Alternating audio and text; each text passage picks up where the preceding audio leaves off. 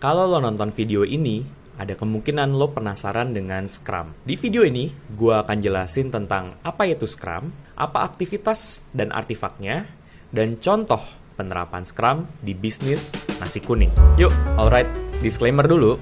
Gue masih dalam proses belajar mengenai framework Scrum. Biarpun setelah gue belajar, kelihatannya sih gue pernah mempraktikannya in some shape and form waktu gue di consulting dan di tech. Jadi kalau memang ada masukan, nanti langsung sharing aja di komen supaya kita bisa belajar bareng-bareng. Oke, jadi apa itu Scrum? Jadi Scrum, ini gue ngambil dari Scrum Guide. Deskripsinya adalah kerangka kerja yang membantu orang, tim, dan organisasi untuk mendapatkan nilai tambah melalui solusi adaptif dari masalah kompleks. Dari deskripsi ini aja sebenarnya bisa dibilang bahwa Scrum itu adalah dia itu sebuah framework yang cukup luas cakupannya karena dia itu tidak menspesifikkan terhadap satu buah industri alias industri tech. Yang kedua, dia itu mencampion sebuah solusi adaptif di mana solusinya itu mungkin berbeda dengan apa yang awalnya kita pikirkan, dan dia juga spesialisasinya di masalah yang kompleks, di mana jawabannya mungkin ada berbagai variasi. Biar lebih kebayang, kita akan langsung bahas aja sebenarnya Scrum itu bentuk prakteknya seperti apa. Nah, di sini udah ada sebuah slide yang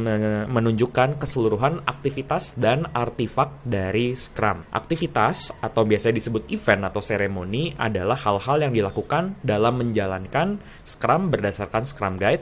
Sedangkan artifact itu adalah bukti dari hasil kerja atau cara kerja yang dilakukan dengan Scrum. Ini adalah komponen-komponen penting di dalam Scrum karena salah satu hal yang paling dicampion oleh Scrum itu adalah transparansi. Jadi semua proses ini perlu transparan dan kelihatan buat para stakeholdernya. Kalau gitu kita akan bahas langsung satu persatu mulai dari apa aja sih aktivitas dari Scrum. Yang pertama adalah sprint. Sprint adalah sebuah rentang waktu, biasanya 1-4 minggu, di mana tim melakukan satu iterasi atau satu pengulangan atau satu siklus dari proses Scrum. Guideline-nya kapan harus 1 minggu, kapan harus 4 minggu, itu sangat tergantung sama keadaan. Gue pernah mencoba di project yang lagi benar-benar ketat, itu satu sprint kurang lebih durasinya 1 minggu. Tapi di beberapa project bisa jadi 3 minggu. Jadi itu sangat tergantung terhadap situasi dari project itu sendiri. Yang kedua adalah sprint planning. Ini adalah sebuah meeting yang dihadiri oleh seluruh anggota Scrum Team untuk merencanakan sprint selanjutnya. Ibaratnya kalau pakai istilah yang biasa ini kayak weekly planning gitu, dimana di sini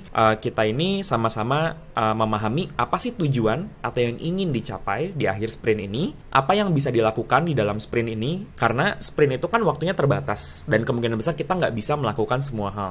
Jadi kita prioritasin tuh mana aja yang bisa dikerjakan di sprint kali ini dan bagaimana pekerjaan tersebut akan dilakukan. Karena mungkin ada kebutuhan kita perlu minta tolong pihak eksternal atau di dalam tim kita perlu berkolaborasi. Jadi di planning ini dibicarakan benar-benar secara detail rencana kita untuk satu sprint ke depan itu seperti apa. Dan menurut guideline, maksimum durasinya 8 jam untuk sprint 1 bulan. Dan waktu itu gue udah pernah mencoba, bisa juga jalan dalam waktu 1 jam untuk sprint yang 1 minggu. Tapi semua balik lagi terhadap agendanya, anggotanya, dan juga isunya. Jadi nggak ada yang benar-benar saklek. Event yang ketiga adalah daily scrum, atau biasa sering juga disebut sebagai daily stand up. Ini adalah meeting harian untuk developer di dalam Scrum team, di waktu dan di lokasi yang sama. Dan biasanya di dalam satu tim ini, gitu, pada menceritakan tentang apa sih yang dicapai kemarin, apa yang akan dilakukan hari ini, dan apa aja kendala yang dihadapi. Dengan tujuan, tim itu saling visible antara satu sama lain mengenai apa yang dikerjakan.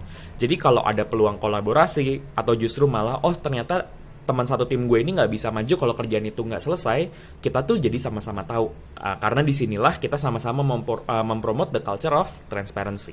Dan durasinya di sini adalah 15 menit. Dan seringkali yang terjadi adalah ketika kita lagi daily stand up atau daily scrum dan kita menemukan sebuah isu yang banyak dirasakan sama tim, kita tergoda banget untuk membahas isu itu secara dalam. Nah, menurut standar praktisnya sebaiknya hal itu didiskusikan di meeting yang terpisah supaya meeting itu tetap 15 menit dan setelah itu tim itu bisa berpencar dan mengerjakan pekerjaannya masing-masing. Yang keempat adalah sprint review, yaitu meeting di akhir sprint untuk menunjukkan pekerjaan yang sudah dan belum selesai. Agendanya ngapain? Agendanya adalah menunjukkan progres di dalam sprint tersebut, mengenai nunjukin nih apa aja yang sudah berhasil diproduksi, terus ada diskusi untuk meningkatkan kualitas outputnya, sehingga misalnya nanti mungkin bisa diimprove lagi di sprint selanjutnya, dan juga menentukan langkah-langkah selanjutnya mengenai apa nih yang akan kita lakukan. Nah, terus di sini durasinya kurang lebih 4 jam untuk sprint yang 1 bulan, tapi ini again nggak saklek, tergantung banget mengenai agenda dan juga apa yang dibahas. Kayak waktu itu gue pernah menghadiri sebuah sprint review di mana yang dibahas adalah sebuah prototipe dari sebuah software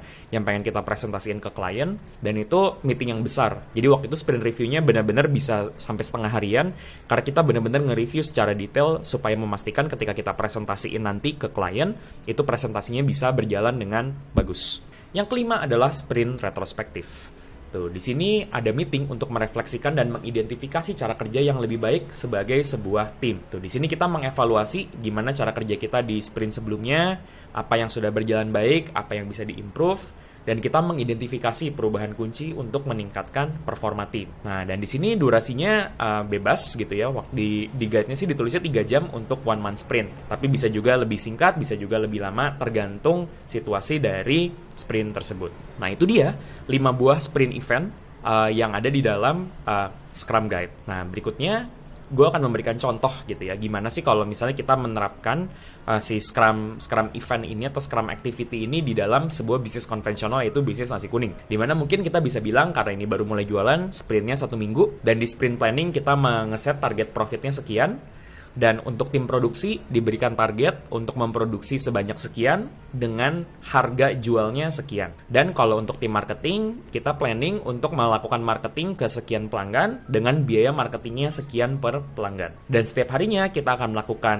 daily update untuk saling mengupdate kira-kira gimana nih produksi dan marketing. Dan ternyata dari sini kita lihat bahwa di hari Selasa nih si marketingnya itu terhambat karena misalnya desainernya itu sakit. Dan di sprint review kita merekap berapa banyak sih jumlah pelanggan yang terpapar sama marketingnya, berapa yang beneran beli, satu orang beli berapa, dan akhirnya kita dapat komplain atau tidak. Dan terakhir adalah kita melakukan sprint retrospektif. Gimana supaya minggu depan marketingnya nggak tersendat lagi. Jadi hopefully dari sini makin kebayang ya, penerapan Scrum, even di dalam bisnis yang konvensional, nggak harus kita ngomonginnya semata-mata software aja. Nah, berikutnya gue pengen membahas tentang artifak, gitu, alias apa aja sih yang sebenarnya diproduksi secara nyata di dalam sebuah Scrum. Yang pertama adalah product backlog. Apa itu product backlog? Product backlog adalah sebuah daftar yang berisi hal yang dibutuhkan untuk mengimprove produk sehingga mencapai tujuan dari produk tersebut. Nah, jadi bayangin ini adalah visi dari produknya pengen dibawa kemana, dan apa aja hal-hal yang dibutuhkan untuk mencapai visi dari produk tersebut. Artifak yang kedua adalah sprint backlog. Sprint backlog adalah sebuah daftar yang berisi tujuan dari sebuah sprint, hal dalam produk backlog yang akan dikerjakan di dalam sprint tersebut, dan cara mencapainya. Kalau tadi produk backlog itu benar-benar kayak visi produknya, ini kita potong sampai dibatasnya di dalam 1 buah sprint. Jadi ini benar-benar ditangkap di dalam durasi waktu tertentu. Dan yang ketiga adalah increment, di mana hasil kerja nyata terhadap product goal yang memenuhi standar definition of done. Definition of done adalah sebuah dokumen yang menceritakan secara detail mengenai kapan sih sebuah artifak atau sebuah output itu dikatakan selesai. Nah, biar lebih kebayang lagi, gue akan coba menjelaskan dengan contoh nasi kuning lagi. Nah, jadi tadi kalau misalnya kita mencoba untuk bikin list dari Scrum Artifact buat bisnis nasi kuning, kurang lebih akan kayak begini. Secara product backlog, pengen banget punya goalnya punya usaha kuliner dengan profit X besar di akhir 2023. Nah, dan kira-kira ada item apa aja sih di dalam product backlog tersebut? Oh, ada buka kedai nasi kuning, ada jualan menu lain selain nasi kuning, ada punya kurir sendiri, bikin packaging nasi kuning. Nah, sedangkan kan itu kadang-kadang waktunya butuh waktu yang lama ya. Nah, jadi di dalam sprint itu kita pecah lagi jadi komponennya lebih kecil. Dimana kita mungkin pengen dapat profitnya X kecil, yang angkanya juga kita tidak perlu define saat ini. Dengan item yang pertama adalah kita produksi sebanyak X dengan harga Z per bungkus, gitu. Dan kita melakukan marketing kepada sekian pelanggan dengan biaya marketing sekian per pelanggan. Dan increment yang kita lihat di sini adalah berapa banyak sih produk yang terjual, berapa yang dibayar, dan yang tidak dikomplain sama customer. Dan kurang lebih itulah definition of done ketika kita bilang bahwa produk ini terjual dengan oke. Ya, itu dia pengenalan tentang Scrum. Kira-kira lu punya pertanyaan apa nih dari semua istilah yang udah gue share di situ? Langsung tulis aja di komen. Dan kalau lo pengen memperdalam ilmu lo tentang Agile Project Management, mungkin lo bisa mulai dengan memahami apa itu Agile dan apa itu Agile Manifesto di sini. See you next time.